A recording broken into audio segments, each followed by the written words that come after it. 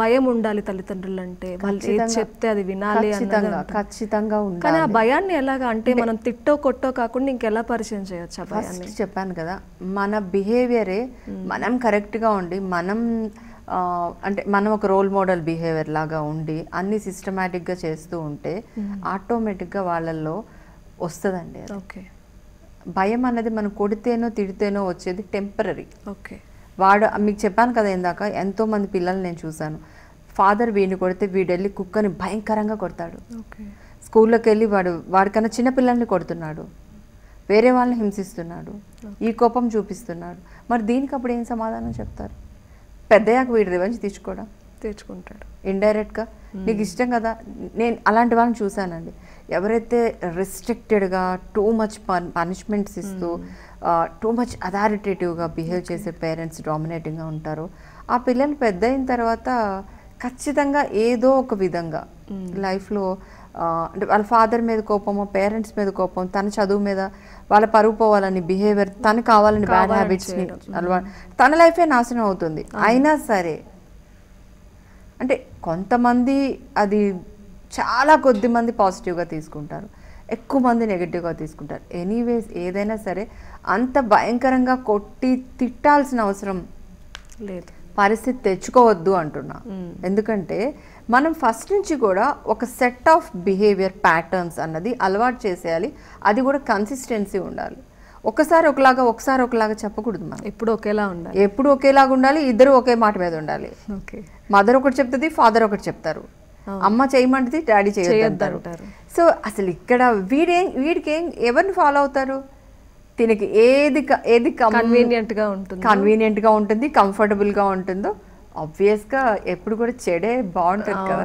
I mean కూర్చుని థమ్స్అప్లు తాగుతా, లేచి తింటా, టీవీ చూడటం ఆబ్వియస్లీ బాగుంటుంది. లేచి క్యారెట్ జ్యూస్ తాగి ఓకే నట్స్ తిని, లేదంటే ఎగ్ బనానా తిని నువ్వు టైంకి లేచి ఎక్సర్సైజ్ చేసిన దానికన్నా సిస్టమేటిక్ అంటే ఇది తాత్కాలికంగా హ్యాపీనెస్ ఇస్తుందండి, టెంపరీగా.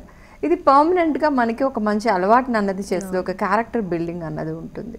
సో కాబట్టి టెంపరీ హ్యాపీనెస్ చూసుకుంటారు, పెద్దవాళ్ళే టెంపరీ హ్యాపీనెస్ చూసుకుంటారు, చిన్న పిల్లలు కదా. సో కాబట్టి ఏంటంటే మనం ట్రైన్ చేయాలి, నలుగురిలోకి బయటకు తీసుకెళ్ళాలి, సొసైటీలో ఎక్స్పోజ్ చేస్తూ ఉండాలి. అండ్ ఏదైతే ఇట్లాగా చెప్పిన మాట వినకపోవటం, ఐ మీన్ ఎవరైనా వస్తే కలవకపోవటం, అలాంటప్పుడు వాళ్ళకి అలవాటు అయ్యేదాకా తీసుకెళ్ళటం, కొంచెం ఆ ఏజ్ పిల్లలతో ఎక్కువగా మింగిల్ అయ్యేలాగా ఉండటం, ఇలా చేస్తూ ఉంటే బాగుంటుంది. అండ్ సోషల్ బిహేవియర్ డెవలప్మెంట్లో భాగంగా ప్లే గ్రూప్ పిల్లలు ఉంటారు కదండి, పిల్లలు ఆడుకుంటూ ఉంటారు, which is very very important అండి.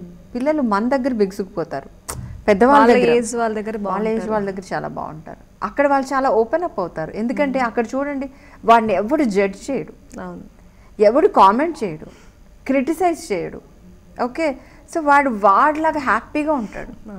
నువ్వు ఆ ఎన్విరాన్మెంట్ ఇంట్లో ఇవ్వు అంటున్నాను నేను. ఎందుకు పిల్లలు కూడా గమనించండి మీరు, which is very very important ఈ సోషల్ బిహేవియర్లో. పిల్లలు ఆడుకునేటప్పుడు వీళ్ళ ఏజ్ మెచ్యూరిటీ లెవెల్ పిల్లలతోనే ఆడుకుంటున్నారా, పెద్దవాళ్ళతో ఆడుతున్నారా, లేదు వీళ్ళకన్నా చిన్న ఏజ్ పిల్లలతో ఆడుతున్నారా? అండ్ అన్సోషల్ ప్యాటర్న్ బిహేవియర్ ఉంటుంది, అంటే నెగటివిజం, బాసిజం, ప్రెజుడీస్, ఓకే, బుల్లీయింగ్ అంటే బెదిరించటం, ఇట్లాంటివి అన్నమాట. వర్బల్ అటాక్స్, ఇంకా ఫిజికల్ అటాక్ అంటే ఫిజికల్ అబ్యూస్, కొట్టడం, తొయ్యటం, గిచ్చటం, పోక్ చేస్తూ ఉండటం, ఏదో ఒకటి టార్చర్ పెట్టడం, కింద కూర్చుంటే గబుక్కుని అక్కడ ఏదో ఒకటి పెట్టడం, ఇవన్నీ కూడా ఉంటాయి. అందరూ ఒకలా ఉండరు కాబట్టి చాలా మందిలో ఉంటాయి ఇవి. ఓకే, ప్రీ స్కూల్కి వెళ్తే కంప్లైంట్స్ వస్తే మీకు అప్పుడు తెలుస్తుంది. ఒక ప్రీ స్కూల్ టీచర్ని పిలవండి, ఎన్ని కంప్లైంట్స్ చెప్తారో. బట్ మనం వింటూ ఉంటాం కాబట్టి ఈ బిహేవియర్, అన్సోషల్ బిహేవియర్ ప్యాటర్న్స్ ఉంటాయి. సో వీటి నుంచి కూడా ఏంటి అంటే, ఇలా చేస్తున్నాడని ఎప్పుడు కూడా ప్రతి మదర్ కంపల్సరీ టీచర్తో కుదిరితే ఎవ్రీ సాటర్డే, నేను చిన్నప్పుడు అలాగే వెళ్ళాను, పేరెంట్స్ మీట్కి వెళ్ళండి.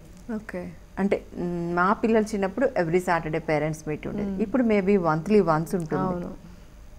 సరే, అట్లీస్ట్ టీచర్తో మీరు కుదిరినప్పుడు కాదు, కుదుర్చుకునే సెలవు పెట్టుకునే, which is most important.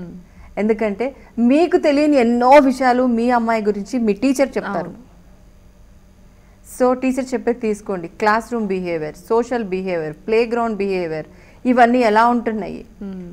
So and peer గ్రూప్తో ఎలా ఉంటున్నాడు మీకు కూడా తెలియవు అవన్నీ. మీరు అన్నారు నేను 2 గంటలే ఉంటాను రోజు మొత్తం ఎలా అని, బట్ టీచర్ రోజు మొత్తం గమనిస్తూ ఉంటుంది. మీకు చాలా ఇన్ఫర్మేషన్ టీచర్ దగ్గర నుంచి వస్తుంది. టీచర్ని అసలు వదలొద్దు మీరు. ఓకే, అలాగని టీచర్ దగ్గర నెగటివ్ చెప్పొద్దు.